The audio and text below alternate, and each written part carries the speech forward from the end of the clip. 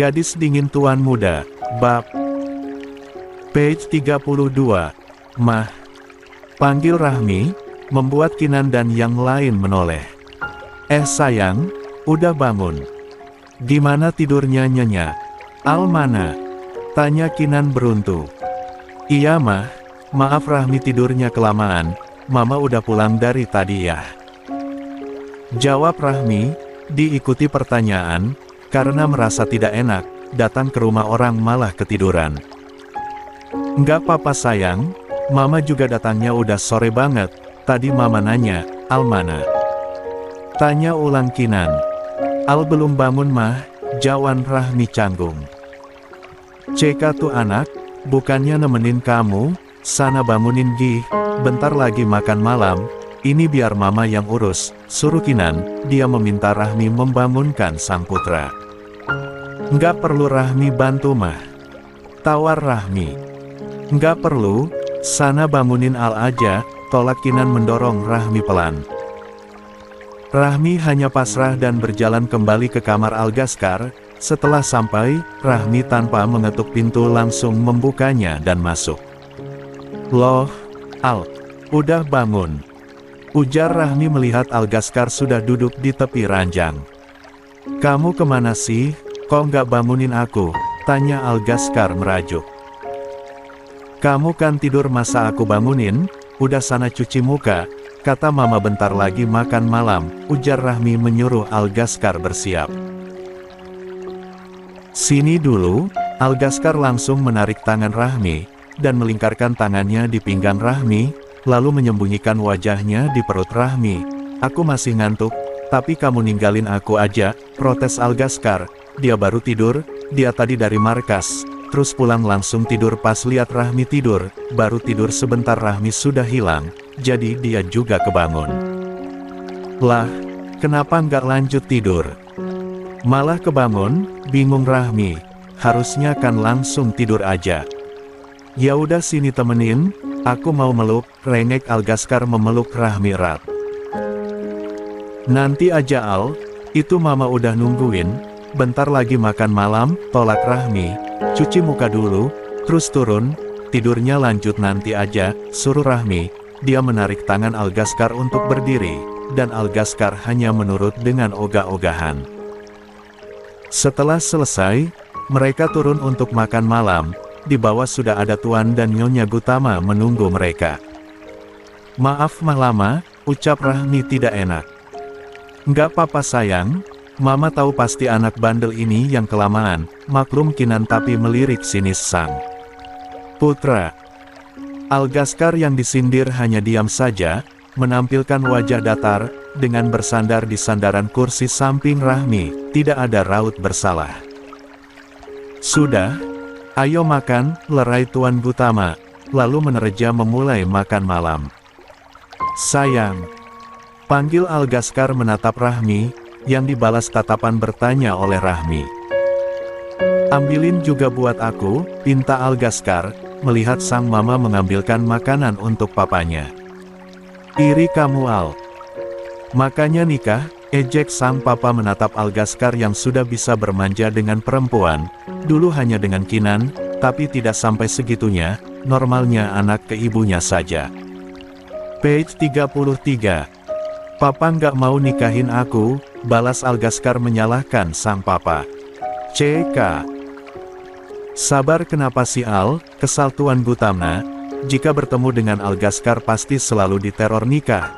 Algaskar ini justru berbeda, jika biasanya orang tua yang akan memaksa dan meneror anaknya untuk menikah, ini malah anaknya yang neror minta dinikahkan. Selesai ujian, nggak ada bantahan. Mutlak Algaskar, yang lain hanya bisa pasrah. Algaskar jika ada keinginan pasti harus dia dapatkan. Terserah kamu ay, ngalah Tuan Gutama. Lalu mereka kembali melanjutkan makan, setelah Rahmi mengambilkan makanan untuk Algaskar. Malam sudah menunjukkan cukup larut, Naila sudah bersiap untuk tidur. Setelah mematikan TV dia masuk ke dalam kamar. Setelah mematikan lampu, Naila berbaring, tapi baru saja dia ingin menutup mata. Ponselnya berbunyi tanda ada panggilan masuk. Naila yang sudah berbaring, terbangun kembali. Dia mengambil ponselnya yang ada di atas nakas samping tempat tidur. Dia melihat nomor tidak dikenal menelponnya. Naila hanya memperhatikan sampai sambungan mati. Ini siapa ya? Perasaan nomor baru nggak banyak yang tahu, yang sering hubungin gue juga cuma Viko, tapi Viko baru aja hubungi gue, guman Naila penasaran, dia juga agak ragu mau mengangkatnya. Der. Panggilan kedua kembali masuk, Naila yang niat awal ingin meletakkan ponselnya kembali, tidak jadi, karena merasa penasaran dia langsung mengangkatnya. Halo, jawab Naila tidak bersahabat. Halo Lia, sapa orang di seberang. Naila yang mendengar itu langsung kaget. Dek, lo siapa? Tanya Naila terbata, tidak mungkin dia ketahuan, tapi siapa yang tahu nama Lia selain pelayan itu, dan tidak mungkin pelayan itu, karena dia tidak tahu nomor ponsel Naila. Kenapa? Kaget banget kayaknya, nama lo Lia kan? Bukannya menjawab orang itu balik bertanya, dengan nada seolah mengejek keterkejutan Naila. Siapa lo? Nggak usah macam-macam, gue nggak kenal siapa Lia, elak Naila, antara marah dan takut, bagaimana bisa dia ketahuan, dan tidak mungkin bukan jika itu pelayan restoran tadi. Lo kenal gue? Kenal banget malah, lo yang udah cari masalah sama gue, tegas orang itu, menekan setiap kata. Rahmi. Lo Rahmi. Pekik Naila mengingat Rahmi pasti tahu dan cuma Rahmi satu-satunya yang mungkin tahu siapa dia. Hahaha kenapa? Kaget gue tahu kejahatan lo. Tapi lo tenang aja, gue akan balas tapi nggak sekarang, lo cuma perlu mempersiapkan diri lo. Pesan Rahmi, dia dengan mudah mendapatkan nomor Naila yang baru, tapi untuk sekarang, dia hanya akan menggertak dulu. Page 34. Kurang ajar. Lo ngancem gue. Lo pikir gue takut sama lo bangsat? Murka Naila, dia marah, selain karena rencananya gagal dan ketahuan, juga karena Rahmi mengancam dan merendahkan dirinya. Bagus kalau gitu, gue emang lagi cari lawan yang sepadan, ujar Rahmi santai, dan itu semakin menyulut emosi Naila. Lo akan menyesal sudah berani sama gue Rahmi, gue pastiin itu, tekad Naila. Oh iya, gue kirim sesuatu buat lo coba cek deh, gue mau lihat, lo masih berani sama gue atau lo akan ngemis sama gue, suruh Rahmi, dia tidak akan langsung membalas Naila, tapi dia akan membuat Naila memohon kepadanya. Maksud lo apa? Tanya Naila tidak paham. Cek aja, udah gue kirim. Ting. Sebuah pesan masuk ke ponsel Naila, dengan cepat Naila membukanya, matanya melotot melihat sebuah foto yang Rahmi kirim. Maksud lo apa? Ini maksudnya apa Rahmi, lo yang nyulik nyokap gue? Jawab bangsat.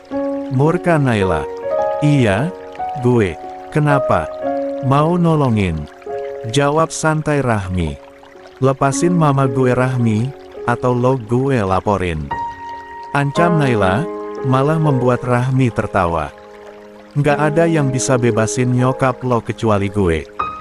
Tekan Rahmi, memperingati Naila, bahwa Naila salah melawan Rahmi. Apa mau lo? Tanya Naila, dia tidak menyangka Rahmi yang menyembunyikan mamanya. Banyak, tapi bukan sekarang. Lo tunggu aja. Jawab Rahmi tut, langsung mematikan sambungan, tanpa mendengar balasan Naila. Sedangkan Naila kini mengamuk, karena ternyata Rahmi dalam hilangnya sang mama. Brengsek lo Rahmil. Gue akan balas lo, murka Naila. Tanpa berlama-lama, Naila langsung menghubungi Viko. Halo, jawaban dari seberang. Halo Vik, gue mau ngomong sesuatu. Ujar Naila langsung. Apa? Tanya Viko. Ternyata nyokap gue diculik, dan yang nyulik Rahmi, jawab Naila. Ha? Lo yakin? Lo tahu dari mana? Kaget Viko, dulu Naila bilang, mamanya pergi nggak tahu kemana, ternyata diculik. Rahmi sendiri yang bilang, bahkan dia ngirim foto keadaan Mama Vic. Kok bisa Nay? Terus Rahmi mau lakuin apa? Gue nggak tahu Vic, gue udah nanya dia mau apa, tapi dia bilang belum untuk sekarang, jawab Naila diiringi. Page 35. Tangisan, dan lo tahu. Rahmi juga tahu kalau Lia itu gue, orang yang mau racunin dia, lanjut Naila menjelaskan. Astaga, Naila gue kan udah bilang jangan gegabah, lihat kan sekarang, lo bilang tadi kalau Rahmi nggak akan tahu, tapi dia udah ngasih tahu kalau dia balas dendam, pusing Viko, menghadapi Rahmi dan Alistair itu bukan hal yang gampang, makanya mereka harus menyusun rencana. Terus gue harus gimana Vic? Gue nggak peduli dia mau balas dendam sama gue, tapi gue mau mama gue dibebasin. Keadaan mama gue nggak bisa dibilang baik Vic, tangis Naila putus asa, dia tidak tahu harus berbuat apa sekarang. Susah Nay, kita harus buat rencana yang matang dulu, kita juga nggak tahu mereka nyokap lo di mana, dia bahkan belum niat buat balas dendam sama lo, jadi dia nggak akan biarin kita beraksi gitu aja, jelas Viko, memberikan pengertian kepada Naila, dia tidak mau Naila gegabah lagi. Tapi Vic, nyokap lo sama dia kan? Lo mau karena kenekatan lo, yang dapat balasannya nyokap lo. Ujar Viko lagi, agar Naila mau mengerti dan bersabar. Iya Vic, Tangs udah mau bantuin gue, pasrah Naila. Iya, jadi mending lo istirahat aja, ucap Viko. Iya Vic, gue tidur dulu, lalu Naila mematikan sambungan. Dia berusaha tertidur dan tidak memikirkan keadaan sang mama. Sedangkan di sisi Rahmi, dia berdiri di balkon kamar Algaskar, setelah menghubungi Naila untuk memberikan peringatan. Sayang, sebuah panggilan dan tangan yang melingkar di pinggang Rahmi dari belakang, membuat lamunan Rahmi buyar. Al, ngapain? Tanya Rahmi saat Algaskar memeluknya dari belakang. Aku cuma mau meluk kamu, kamu lagi mikirin apa? Tanya Algaskar balik, dia tahu ada yang difikirkan oleh Rahmi, karena saat Algaskar menghampiri, Rahmi tidak mendengar, dan baru tersadar saat Algaskar memeluknya. Aku nggak mikirin apa-apa. Elak Rahmi. Kamu nggak bisa bohongin aku sayang, aku tahu kamu mikirin sesuatu, ujar Algaskar. Aku mikirin Bunda Al, seandainya Bunda masih ada, aku pasti bahagia, dan aku nggak akan terjebak dengan dendam, tapi sekarang semua sudah terjadi, aku bahkan tidak berpikir untuk mengakhiri semuanya, mereka buat aku nggak punya hati Al, aku mau mereka merasakan apa yang pernah aku dan Bunda rasain, jujur Rahmi, kadang dia selalu memikirkan hidupnya, atau membandingkan jika dia tidak mengalami kisah kelam, tapi itu terjadi saat dia mulai bertemu dengan orang-orang yang menyayanginya dengan tulus. Dia selalu berpikir seandainya dia bisa bertemu dengan mereka lebih cepat. Sekarang ada aku dan yang lain, kita sayang sama kamu, aku yang akan menjadi orang pertama yang bahagiain kamu, aku akan bantuin apapun yang kamu butuhkan, jangan merasa sendiri, ujar Algaskar semakin mengeratkan pelukannya.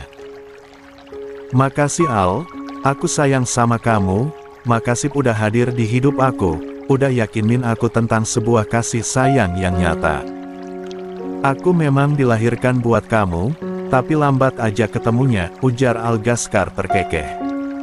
Page 36. Rahmi juga ikut terkekeh, tapi aku jadi ngerti banyak hal, dan bisa sekuat sekarang. Tuhan memang sengaja pertemukan kita belakangan, karena kalau cepat, aku pasti lemah dan manja. Aku justru senang kalau kamu mau manja sama aku. Tapi aku udah bergantung sama kamu Al, ujar Rahmi mendongak menatap Algaskar.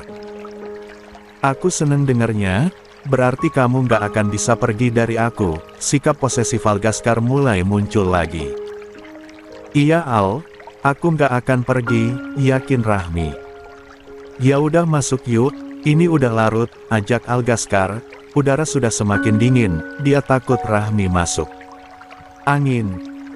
Yaudap ayo, setuju Rahmi, mereka malam ini tidur di mansion Gutama, Kinan tadi tidak mengizinkan mereka pulang. Iya Al, kita belum kirim makanan ke tempat Sally ya?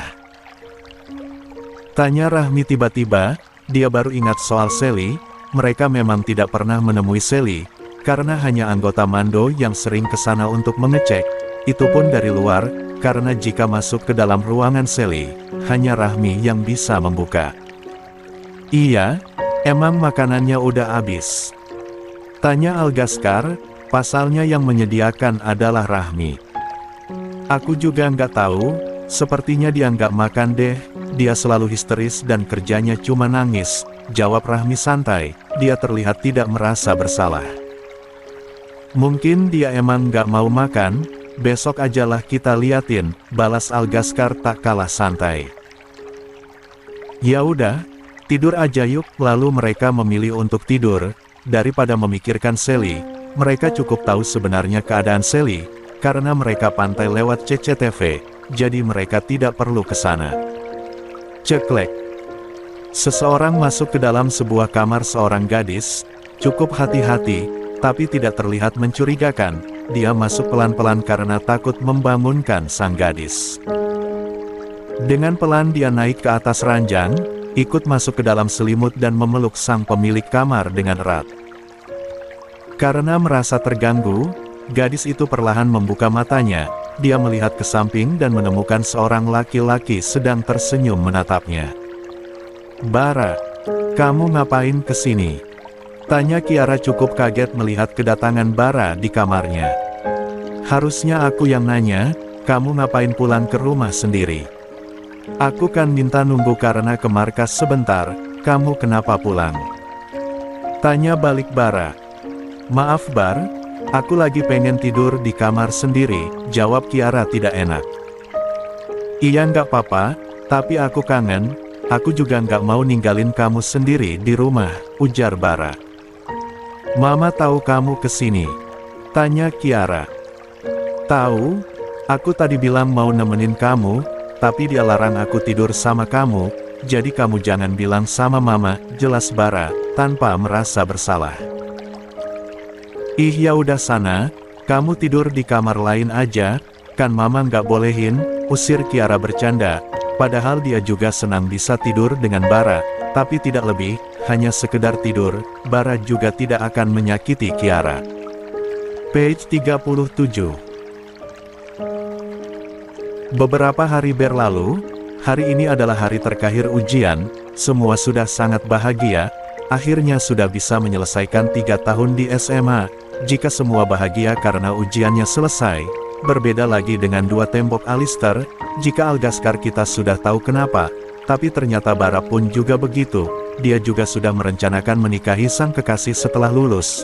Teman-temannya yang lain cukup kaget, jika Algaskar mengatakan dari jauh hari akan menikah. Bara justru merencanakan secara diam-diam, hanya Kiara dan keluarganya yang tahu.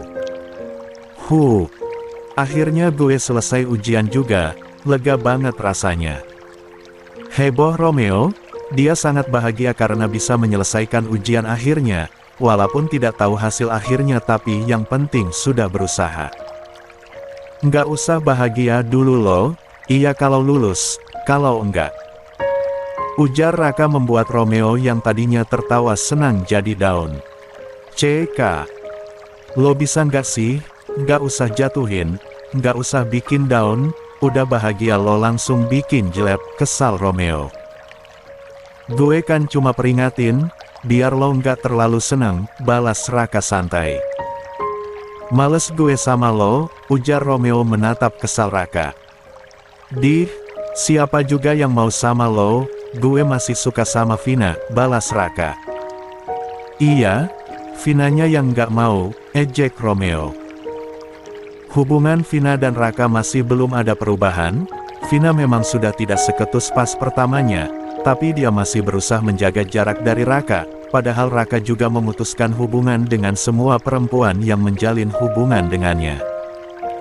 Entar gue juga mau lamar, biar bisa nikah kayak Pak Ketu dan si Bara. Ujar Raka yakin, dia bahkan mengejek Romeo yang masih jomblo. Gue doain Vina nolak lo, ujar Romeo terdengar serius, tapi doa yang tidak baik. Rese banget sih lo, makanya cari cewek dong, kesal Raka, enak saja dia didoakan yang buruk. Gue cuma mau pacaran sekali doang terus langsung nikah, nggak kayak lo, semua cewek lo cobain, emang apaan, pakai cobain segala, tidak paham Raka, memang Romeo kalau berbicara suka nggak jelas. Ya lo pacarin semua, emang lo mikirnya gue omong apa? Selidik Romeo, sebenarnya yang otaknya geser siapa sih? Woi ngapain lo? Tegur Karel menghampiri mereka. Nggak ngapa-ngapain, yang lain mana? Tanya Raka. Noh di belakang, tunjuk Karel kepada 3 tembok yang berjalan bersama. Enak bener, udah mau nikah, lah kita calon aja nggak ada, lesuh Romeo. Gue ada, jawab Raka cepat. Emang Vina mau nikah sama lo? Maulah, belum aja, ujar Raka percaya diri. Page 38. Serah lo dah, bodoh amat Romeo. Hipak wakil, Pak Ketu, Bu Ketu, sapa Romeo dan Raka bersamaan.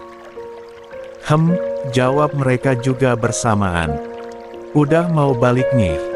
Tanya Raka menatap teman-temannya. Gue jemput Kia, jawab Bara.